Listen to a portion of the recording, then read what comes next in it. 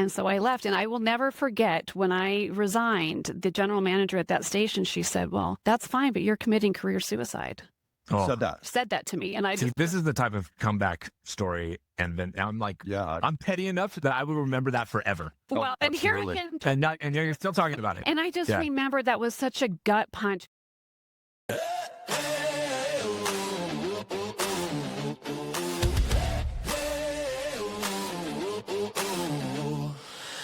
Leaning closer.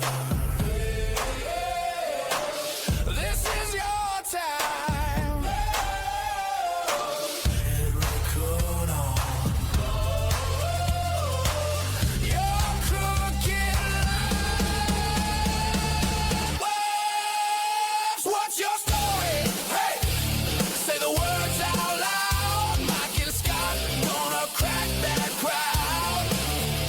What's your story? Hey, turn it up, let's go.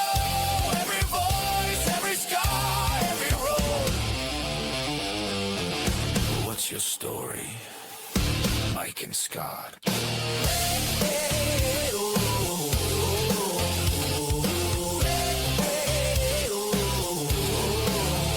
Let's talk. Welcome back to another episode of What's Your Story with Mike and Scott. This is Mike Lindstrom. My man, co-host Scott Leese is prepping for next week. He'll be in Scottsdale filming our next set of episodes. Excited about that. But today we're going to be breaking down our greatest hits from the shows that we've aired this past winter of 2026. We've had some amazing guests, media personalities, to athletes, to life coaches and entrepreneurs. We'll share some insights into these exciting interviews, and you'll even get a taste of what it's like to be Mike and Scott as our guests sometimes turn the tables on us and ask us some questions. First up, radio personality, national host, JohnJay Van Es talks about online trolls and actually putting Scott and I in the hot seat and asking us some questions. Exciting episode. Enjoy.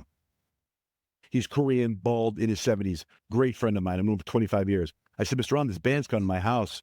Do you want to come? Because he's Korean. He goes, absolutely. So Mr. Ron barely speaks English. Mr. Ron is in there. We meet the guys. Everything's great. Take a picture with the guys. I post it. Now, getting back to social media, I post it. I use the hashtag. It's the band. There's like 9 guys in the band, me and Mr. Ron. And I posted, I put the hashtag K-pop, hashtag BTS. BTS is like the biggest. Yeah, of course. They're number one. So my thought was, oh, the BTS fans are going to see it and go, oh, he had NC2179 in his show. But the K-pop fans go, why would you tag BTS? You're racist. Not all K-pop bands are the same. And I was like, racist? Wow. I go, I'm doing that for the K-pop fans, for the BTS fans. But they started coming at me, so I thought it'd be fun to respond. So I was like, you don't know these guys. You know, they're not even from Korea. One, that's Jeff from Chicago. And I'm making stuff up, and I'm making stuff about Mr. On, how he's their grandfather. And he's stirring the pot. Yeah. Now, what happened was my bosses, now I have all new bosses now. My boss at the time did not back me up. And that was a disaster, right? That's a different story. They didn't back me up. And then it was like, take that post down. Yeah. Why would you do it? And then I got death threats from the K-pop bands. And then there was a whole story in South Korea how I'm the racist white radio DJ in Arizona who hates, it was freaking nuts. Dude, they came after my dog Instagram account. They came after my kids' Instagram account. They attacked everything I've ever posted. I had posted, it was like nothing I've ever experienced before because those K-pop fans are psycho. Wow. But the radio station management didn't back me up. If I said, tell the K-pop band to make a post to say, leave him alone. And they wouldn't do it. It was the management of the team. It was a disaster. So I had to pull down the video of me with interviewing the dogs. They wanted no part. What year was this? Oh my God. This was 2017, 2018, 2019. That's not that far along. Okay. No. But all the people that were my managers are gone now. They were terrible. That's so funny, man. You don't think about the whole hashtagging and who's going to get offended. I was like, for racism, that would never even cross my mind. I mean, it's like saying, on the other side, back in the day, 98 Degrees, NSYNC, Backstreet Boys, New Kids on the Block. I couldn't tell the difference. No. I mean, I don't know. I can now, but it wasn't, I wasn't doing that. I was trying to get the followers to be fans of the music. But if I would have known how management felt, I probably wouldn't have responded. But going back and forth, it was so much fun going back and forth to these people. And did you just like to fire it back a little bit? I'd like to fire it back a little bit, but it can't back. Yeah. you know? Well, like that. Unfortunately, you guys, like, I like these other guys that they can go back and forth with, but they don't have to answer anything. Also, though, if somebody goes after you just repeatedly in like a targeted way, I'm not engaging with that. I've had somebody going after me for like months. Oh, and I don't know who they are. I know exactly how they are. I know exactly how unstable they are. Yeah, I'm not touching that. Say whatever you want. I'm not engaging once. Yeah, I have people message me. Did you see what so and so did? You see what so and so? They're still doing it. I'm just like, I don't want to hear it. Yeah, you can't. But some random person who's like, you suck at your job or whatever. I'm like, oh, fuck, clown. Well, I had to ask that question. Keyboard warrior. Well, now, how did you guys meet? Oh, Go ahead. You want to tell on? Mike was a sales trainer at the first ever sales job that I had. I'd spent 4 years in the hospital dealing with illness and all this stuff, and I got this sales job. I've never been in sales before. You mean you were sick in the hospital? Yeah.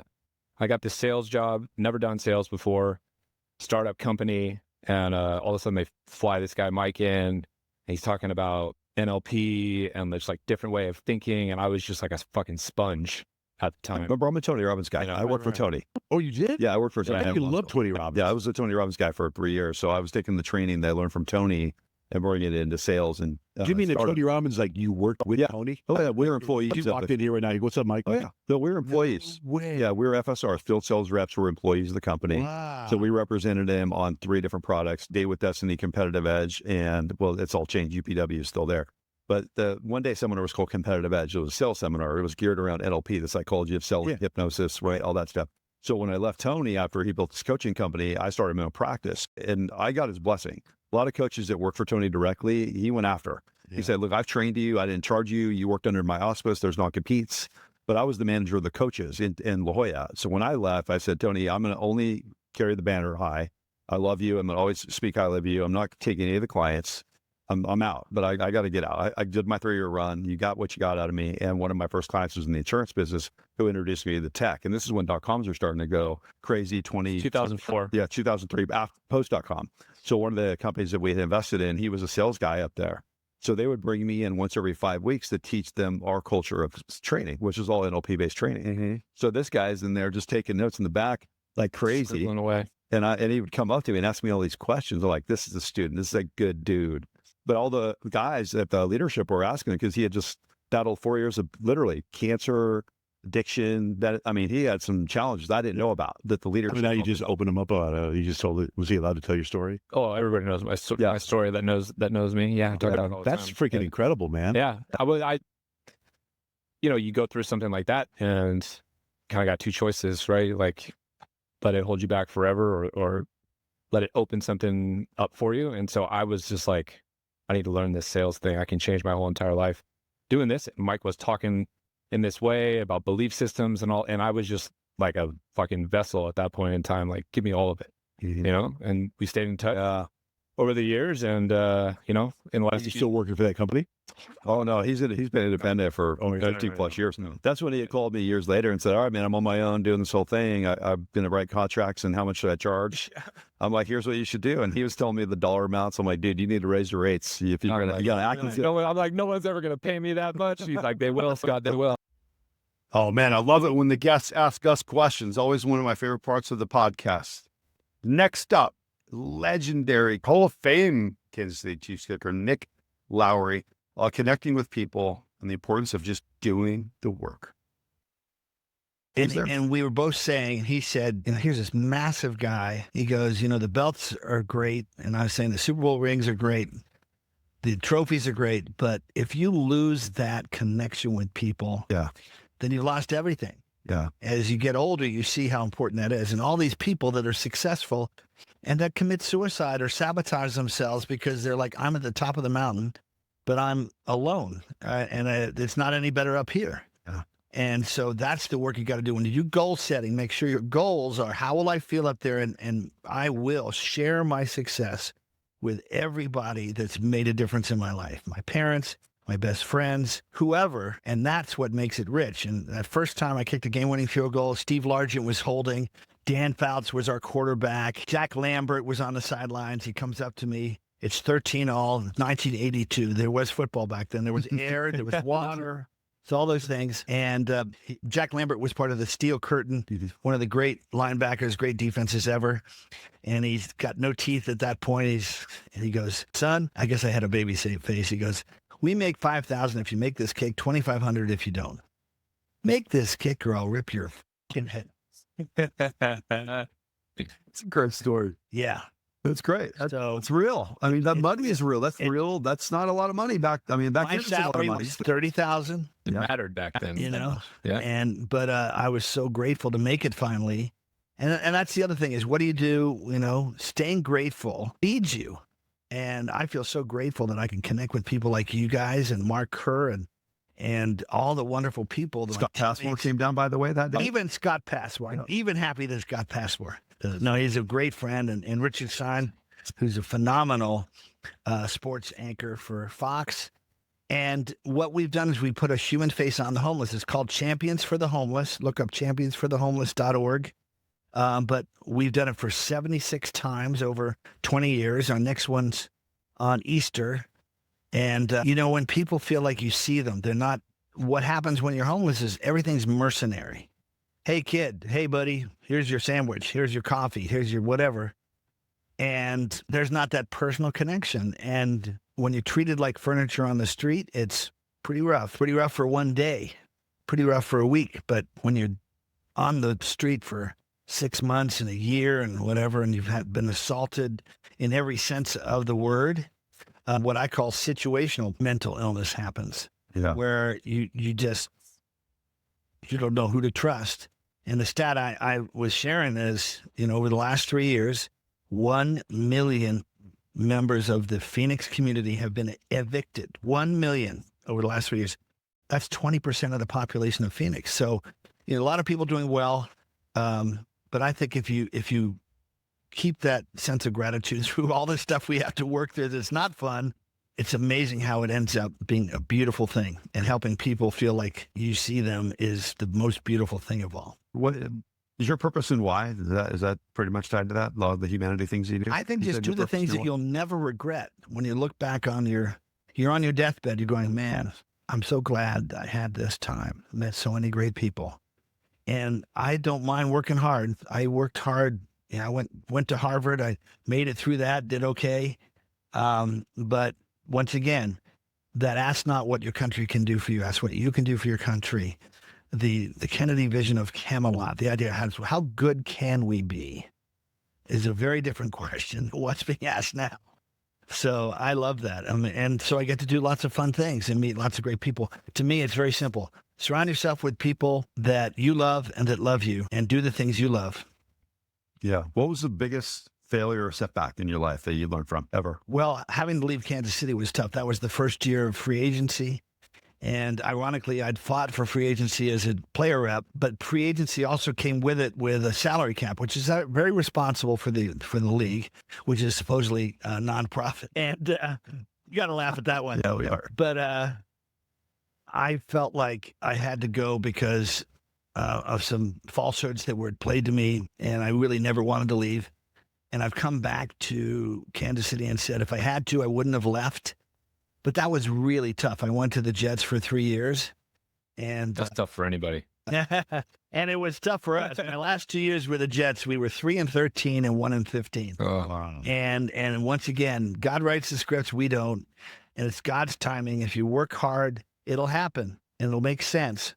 But it may well happen when you least expect it.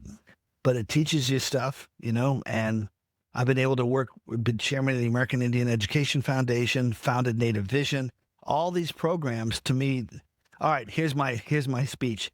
You can find something that you're willing to commit to for 20 years. Champions for the Homeless is now about to be 20 years. Native Vision, which we started in Chinle with Johns Hopkins, and I got the NFL Players Association involved. That's now in its 30th year. It was on Oprah as the best new program for Native youth. If you get that habit that I would do that, you never regret it because you have a legacy that's so real. It's what Harvard would call social capital. You've left something that was an intention, was a dream. You made it real for 20 years, and that's when you can end really generational curses. And there are a lot of people we know in life, whether it's, a form of addiction or abuse or just poverty, whatever, where they live in a form of generational curse. And they're just struggling to break through it. So great watching Nick Lowery talk about his charity work throughout the country here in the Valley of Phoenix, Arizona. His newest book hit shelves this week. Make sure you go check that out on Amazon. The link is in the description. Next up is TV personality Kaley O'Kelley, where we talk a lot about the challenges of raising kids and demystifying adulthood. Enjoy. So I do appreciate that because sometimes certain parents need guidance, right? Yes. We all do at times. Petty. The majority of parents need guidance. Us included. We've all been there. That's what I'm saying. Yeah. So It is pretty amazing those how are good parents don't. It's reminders. usually the parents. I mean, we always say, right, it flows from the parents. it does. Not fall. I know myself, so I go sit like at Away. the corner flag, away from as many people as possible. Well, you don't want to hear I it. don't want the temptation. And I don't want to hear it. Yeah. And especially if you played the sport at a high Yes. level and you listen to people talk or give Amateur advice, hour. and you're just like, dude, Mike, that's the worst advice ever. I can't fucking deal with it. I'm like, Yeah. I went way I'm over out. there. I'm out. Yeah. Can't handle it. I got to remove myself from the So situation. what's the biggest challenge for you as a mother in this day and age? Oh All my said and done. gosh. Biggest challenge, number one. I mean, I want to make sure my kids don't like end up on a pole or like, under a table. Like, right? Yeah. Right? That's super scary for me. Yeah. And then making sure we have these really odd and weird conversations, right? I mean, she's 12 going on 30 and my son is 14 and the phone is always going off. Like the phones are in my room when they're sleeping. Girls like sending these, I mean, like, I don't know what's happening because he hasn't given me a reason to get into his phone. I really want to respect the privacy. But the second it happens, I'm in, right? Yeah. Yeah, I mean, it's the whole, I'm worried about like the whole sexual thing. Yeah. Because Yep. Absolutely. it's around, it's everywhere. Yep. It's everywhere. So I do try to have conversations with my kids about it because I don't want it to be an awkward thing for them. Yeah. I mean, obviously limited, but that's probably the scariest thing as a parent. And, the drug thing and all this stuff. But I believe in fear. I think that's an important thing. Yep. Do you think is it different for you with a daughter versus your son? Oh, it's such a good question. And yes, people say, 'Cause oh, I don't- that's a double standard. I don't think about that. We have two boys. We Oh. both, have so two there's boys. 4 boys on over Yeah. between us. So I've had conversations with my kids about it, but I'm like, Yeah. it's not a stressor for me. Well, I would say that But I think if I had a daughter, it would. it's scary. I'd Because I freak know out. men and I know how boys think. That's why. Yeah. It's Well, let different. me tell you something. Yeah. Girls think that way too. It's I just know. different. I just, but I know me. I can only Yeah. speak for me and Right. how I was. So I know how I was thinking at 13 and 14. Yeah. So that's why if I had a daughter, my daughter would be like, oh, and I'll be like, no, he's not thinking about that. This is what he's really thinking. Yes. But because I've never been the daughter or the girl, I don't have that. I leave that to Monica. Monica has to Right. step in and give the female perspective. You know what I Yes. mean? Yeah. You're Well, right, girls though. can be aggressive as well. So Yeah. I'm learning that. I mean, my son, this girl was hacked. I mean, he brought her to our house. I was like, she's a pedophile, right? She went back. What do you want to do with my son, right? And I was just freaking out. So that's when I realized I have to have all these conversations. So I called his dad. I'm like, can you have the conversations? I'm not having that conversation. I'm like, yes, you are. So the conversation had to happen, and we did this whole sex ed, class for him, and he's like, it's so embarrassing. Well, I'm going to put my daughter through it too. Yeah. So, Yeah. we'll leave that to the experts, but I don't, did your parents talk to you about sex when you get, my Absolutely parents did not. Absolutely my, not. I had no my- idea. my dad was an anomaly. My dad was over the top the other way. Like he talked about things probably more openly. He's still like the grandpa now that says things he shouldn't say. Oh, I like it. Can yeah, you meet him? he's that grandpa that should have Or his own skip movie. back. Bring him out. Yeah, Skip should have his own TV show. But I was exposed to things a little much different where my mom was not. My mom was more proper, and my parents divorced when I was 2. So they lived apart. I lived apart. So it was weekends with mom, dad over here. So I had mom being more this way, dad this way. So it was an even mix. But I just think, but now because that's the benefit of social media, I believe, because they see so much of this stuff, Yes. it's not a big deal. Yeah. They're like, They're yeah, also doing it less. that's what I'm They're getting less sexually to. active. They drink less. That's they right. do Yeah. less Drinking drugs. less. Like That's massively less than our generation. Isn't that the great? lowest generation For of us as drinkers. parents. For us, Because yeah. it's not a big deal. The sex thing, they're doing it later. Yeah. Kids, Yeah. the younger generation's getting married later because they've been exposed to this stuff where we didn't. Like if I saw my dad's Playboy underneath the sink, which I did at 9, I'm like, whoa, what's this? Yeah. This is interesting. Yes. And then those feelings come over a little boy. Rhett's got it on his phone at 16. He's like, oh, yeah, accidental scroll from TikTok. Yeah, oh, like, whatever. that's a boob. Oh, well. Whatever. It's actually But it's no big deal. Yeah. So I think when you makes make it a more. mystery, it's like, oh, there's shame and all that. Right. Yeah. So I think that's the benefit to this younger generation, putting things off, the Yeah, drugs, that's the great. alcohol, the things like that, because there's no mystery to all that stuff. But see, all this is a mystery to me. I did not know that. So as a parent, that kind of makes me feel. Well, we're only lot just better. a little bit ahead of you. So I have a senior and a sophomore in high school. Okay. You have Yeah, a so junior and a freshman. And you're Yeah. right. We're all Yeah. policing. Yes. So every year Yeah. we could teach each other. That's Yeah. great. Yeah. It's so true. Bend. Always awesome. Kaley's perspective on having girls, raising kids. Always good to connect with other parents on the podcast. You should check out the rest of this wide-ranging interview that we had. Up next, though, is Pamela Hughes on the moment she was done with being a news anchor and discovering the art of life coaching, her new venture. Enjoy. I think it was 2017 where there was the Vegas shooting. Yes. Yeah. And honestly, to be honest, it sounds so morose, but I mean, it is what it is. That? Well, yeah. Yeah. Because as a talk show, Yeah. you're talking about everything that's happening locally, in the States, in the country, in the world. And it's news. So you're talking about what other people are talking about. I had one mass shooting in me a year. I could handle one mass shooting a year. Wow. And that year we had Vegas that was in October. And that was the largest mass shooting in U.S. history at the time. And then in December that year, there was a shooting in Texas at a church. And at that time, it was the largest mass shooting at a place of worship. And then 2 months later was Stoneman Douglas down in Parkland, California at the high school. And that was the deadliest shooting at a high school at the time. And I got my feet underneath one shooting, and then there was another, and there was another. And then, you have all these things that are happening locally, kids bringing guns and murder suicides and all this stuff. And I remember one time cracking the mic, and this is before they did the whole YouTube, you can see people on TV, while you're broadcasting. It was seriously just us and the microphone. And I was on with my co-host at the time. We were getting word of breaking news of a school shooting. I don't even remember where it was. And we were catching people up to speed with what was happening, and then we went to a break. On our show, I was more of the fact-based person, journalism background, and my co-host was more like the color funny guy. Was that Bruce? Yes. Okay. And we came back, and he's like, all right, breaking news, yada, yada. Pamela, give us the very latest. And I was done.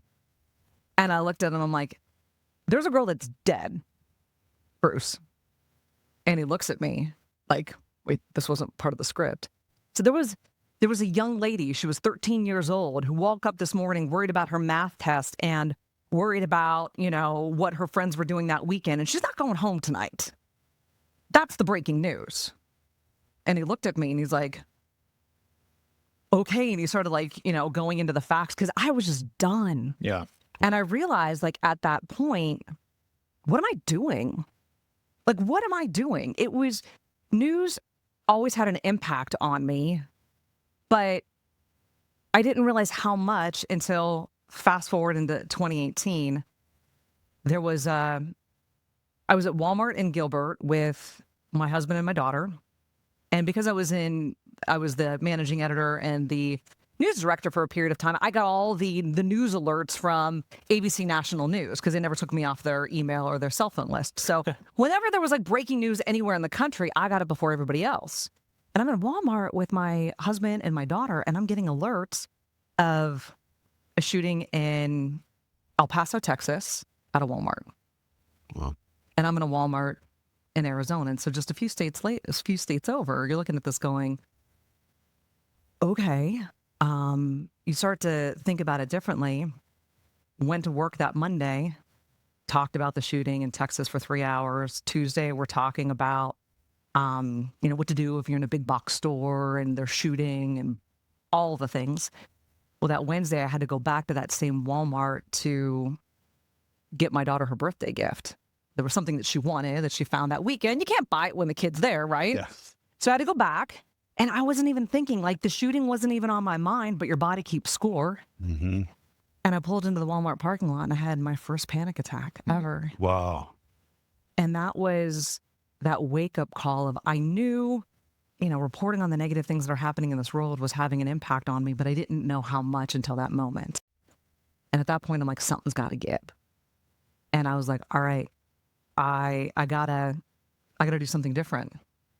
And I'd been to therapy before. I'm not opposed to therapy. Yeah. It just didn't work for me. Yep. And a friend said, you got to get a life coach. Yeah. Hey, this is, 2019, 2018. And I'm like, what the hell is a life coach? It's a Seriously? great question. It's a great question. And I was desperate. And so I said, okay, I was desperate to try anything. And that one decision absolutely changed my life, changed my perspective.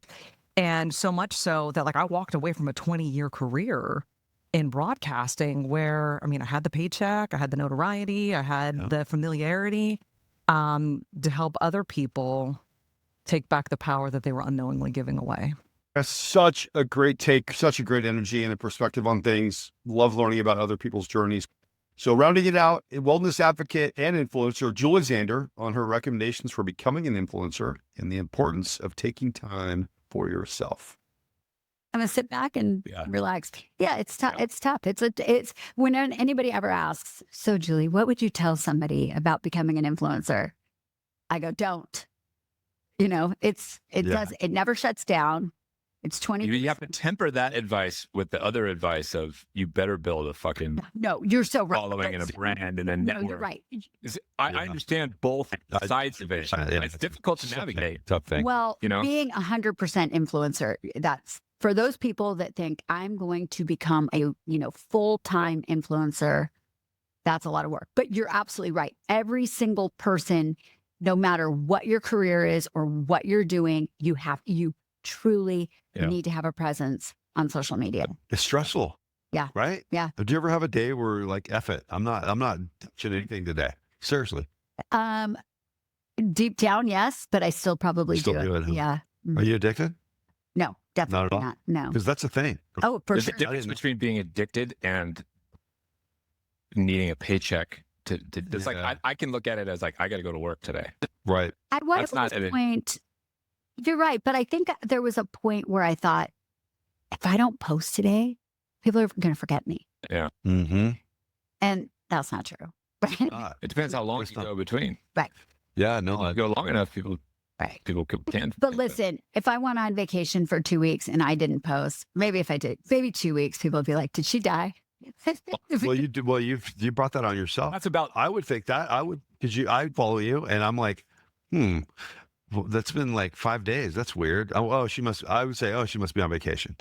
Now, 2 weeks, I'm thinking, she get a job? What happened? Right, what happened? Yeah. And I'm not religious. You have people that are but you can how many people in Instagram? Yeah, 250,000. Yeah, that's a lot. You manage that a little bit though, potentially. You could do a video or something and say, I'm going to be out of here for the next week or two. True. Yeah. Right. You can also schedule things we could go produce a bunch of content right now, schedule it out. So, but we're actually offline, It winds up being what I still, even out of town, I will still post every day, but it winds up being so much less than what I do.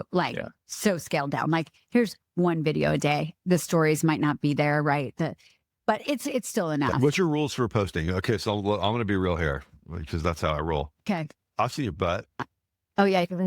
I've seen your body. I was not expecting that. No, she'll be sitting there doing you can talk about it, the firming up or whatever, and she'll do the angle where you can see her doing the clinicians behind, and you can see her in a thong live, shooting a video, she doesn't care. She puts herself out there. So what are the rules on that? You put yourself out there, girlfriend. Funny. Let's be real. Yeah. What are the rules? Where's your guardrails or not? My guardrails are don't get kicked off Instagram. So you push the envelope? Yeah, of course. Really? Sex sells. You should definitely check out the rest of that interview for sure. And also, Julie has had me on her podcast, Julie Zander. If you go on Instagram, you can see that live. It was a ton of fun. Julie will be back with us in the studio for an encore in the next couple of weeks. So in our next segment, Letitia Fry, auction-tainer, as she calls herself, talks about finding fulfillment while dealing with multiple brain injuries, cancer, and overcoming challenges. It was last year was tough. And I, through a series of things, ended up getting a concussion and post-concussive syndrome again. After I thought, oh yeah, the brain injury days are long behind me. No. Alice went back down the hole. Complete with the memory losses. It was a nightmare. It lasted 6-7 weeks. And, but instantly what I did, I was like, okay, wait a minute. We've been here before. What do we do? Okay. Absolutely no substances. Get off the caffeine, no alcohol. Make boundaries, sleep 10 hours a night. Like you instantly, what are the tools? What do I get? Yeah. Go with the flow. If you can't do a meeting, cancel it. Like instantly let go. Instantly. And that post-concussive syndrome went away in a moment. I personally feel like it was kind of a test. Like, let's see if she forgot before we set did she learn? Yeah. Let's see if she really learned it. You know, and I mean, even under here, I'm in a medical bra. I just had my 5th surgery from complications from breast cancer 13 days ago. So, you know, which is humbling. And again, I was like, wow, 5 surgeries. Even though my cancer was really treated great and successful, I developed seromas. I had all these complications from the radiation, which again, that's my cup of tea. But what did it teach me? Ultimately, when I was talking to my surgeon, he's like, well, I go, dude, we're done. I don't care what it looks like. I don't care. I'm proud of my scars. Why do I have tattoos? Because they remind me of like different parts. My scars do the same. So I explained to him, I said, I have learned the lesson. I am not my body. My value doesn't come from the way I look. My clients, I used to think it was all about the dress I was wearing or what I look like. You know, when you're a model, I had an eating disorder as a kid.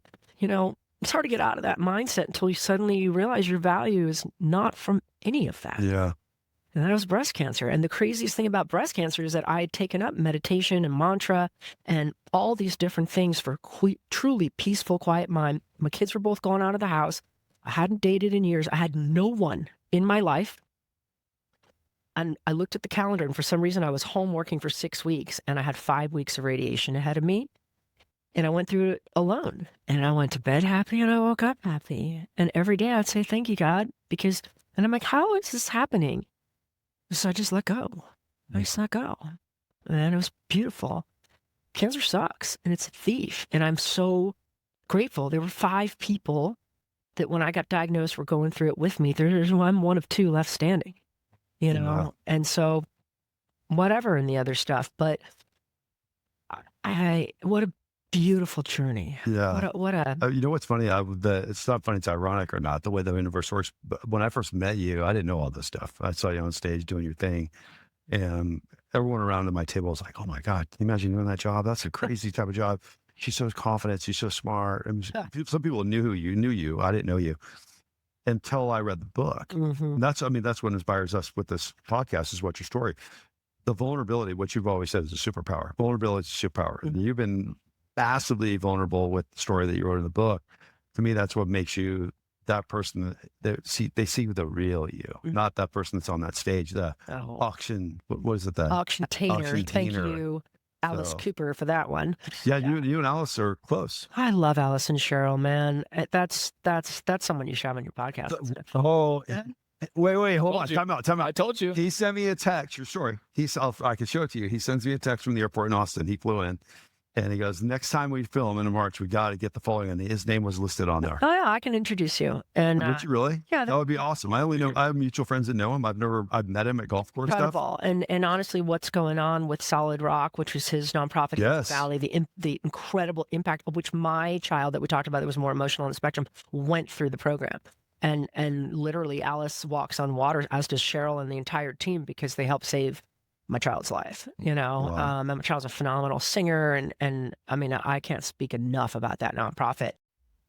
Letitia's story is nothing short of amazing. Scott and I were blown away. Also, you got to check out her book. It's called No Reserve, Take Ownership and Live Your Life Without Limitations. Amazing book. Wonderful author, great friend. So good to have her on the podcast. Coming into the home stretch here on this episode, TV personality Heidi Goitier on the art of comeback and letting a little pettiness power her career. In hindsight, my kids, I'm a single dad and have been for years now. So my kids are pretty independent. Mm-hmm. You know, sometimes they wake up before me and they're like cooking eggs and bacon and stuff. And I'm like, yeah, I'm at it. Can I get some of that? Yeah, you're like, yeah, but I would call and text and just make sure everything was good. And it was always good. So, yeah. Well, Mike and I both love like a good comeback Yeah. story. good underdog kind of story and adversity and stuff like that. And I was listening to you talk about how you left the business a few times.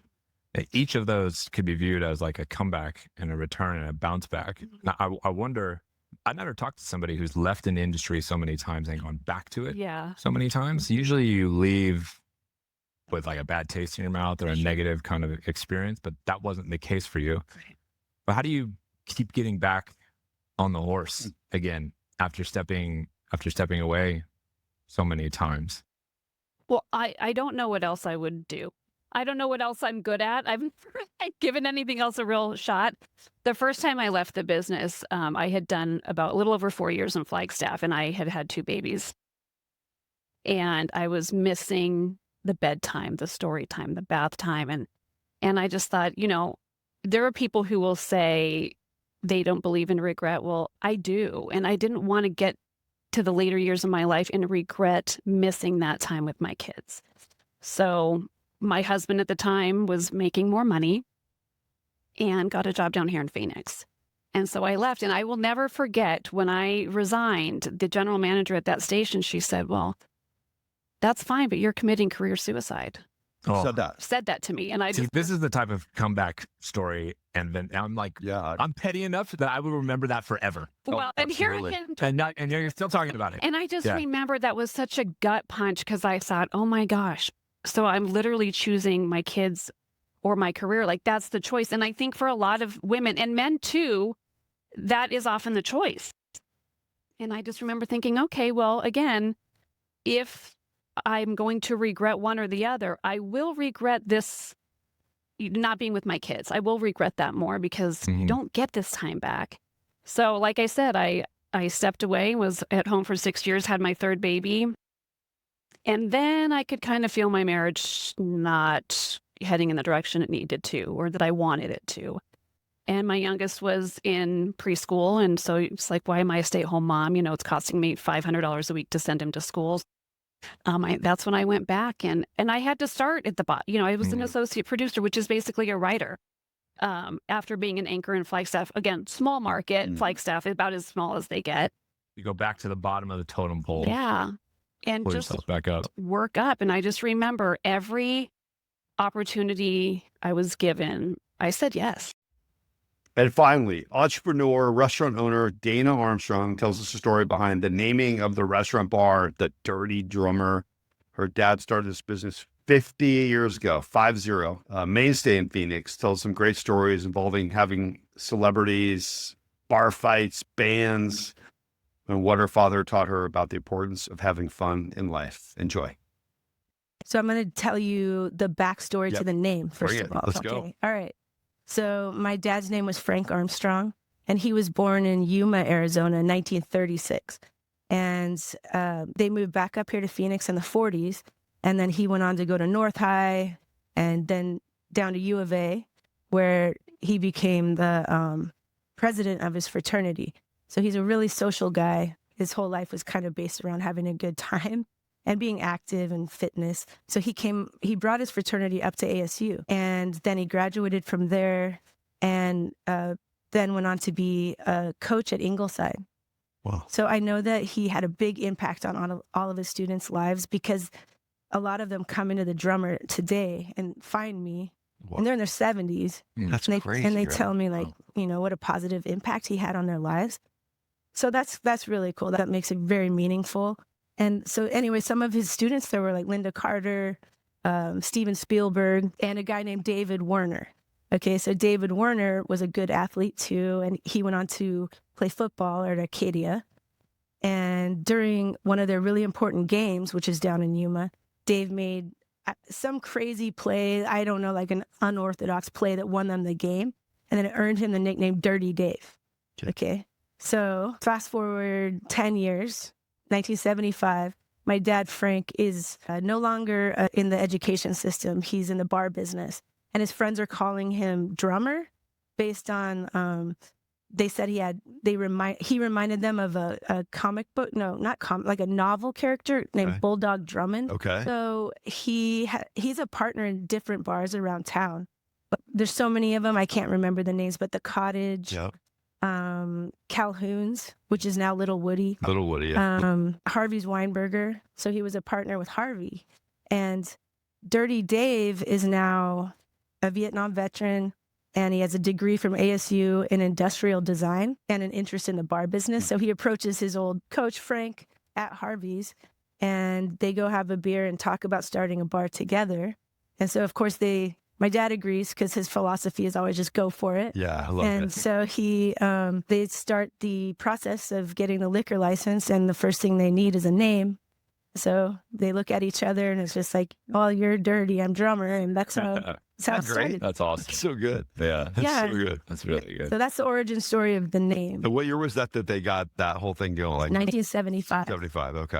I gotcha. Yeah. And this is also influenced from my dad, but I would say, and he said this direct quote, he said, you go for it, try your hardest, but have fun. That's the most important thing in life. Have a good time. You're having Have fun, fun. are you? I am now having fun mostly. Yeah. Are you guys having fun? Yes. Yes. Like what percentage of Mostly. what percentage of your time? Is fun? Yeah. It's a great question, actually. Yeah, that's a great question. I would say 90%.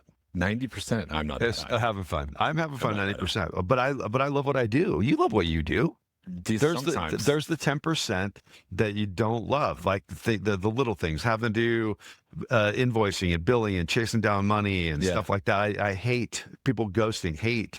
Don't like flying. Hate it. I mean, That sounds like more than 10%. no, but dude, I haven't flown in 3 months, for example. Okay, I'm going to jump on a plane on Sunday to go to Nashville. Yeah. I I'm haven't flown dreading in it. 3 months. I used to travel all the time, as you well Yes, know, and there yes. would have been 50% Yeah. because I hated it. I was on the road Yeah. all the time. Maybe speaking. that's why my percent is higher. I think traveling too I much. bet it does. Yeah. I mean, Yeah. if you're home a lot, which I've made a concerted effort to do in the last 2 years, my happiness has gone up. So By staying home? by staying home, not having to be on the road all the time. Oh, okay, yeah. Not Yeah, be on that's an airplane. interesting. It sounds fun and sexy and interesting to go But it's to not. different places. And it is at first, I think. Yeah, I agree. Then you hit this phase where you're like, fuck, Yeah, got to be on it. where's my bed? Where's my couch? Taxing. Dude, Sunday I got to be at the airport on Sunday at 8:00 to get on a 9:20 flight. I'm not pumped about that. I'm pumped about the people and the clients and everyone I'm going to meet and be in front of. But the thought of I had to go to bed early the night before. Yeah. I gotta get all I gotta that get on a shit. plane in a few hours. All I want to do is go to the Dirty Drummer and have That's what I want to do. That's what I'm talking about. That's fun. Yeah. That's what I want You to can do. do both. I love That's it. great. All right, so I'm going to go on the record here, but this is public. Best wings in town. Period. Thanks, Mr. Mike. Drummer. Well, that's a wrap. Another week with What's Your Story, Mike and Scott. Be sure to check out our socials and the subscription below. We'll be going live in our tapings this coming Monday. So make sure you hit the subscribe button and go behind the scenes with us in studio and beyond. I'm Mike Lindstrom on behalf of Scott Leese. We will see you next time.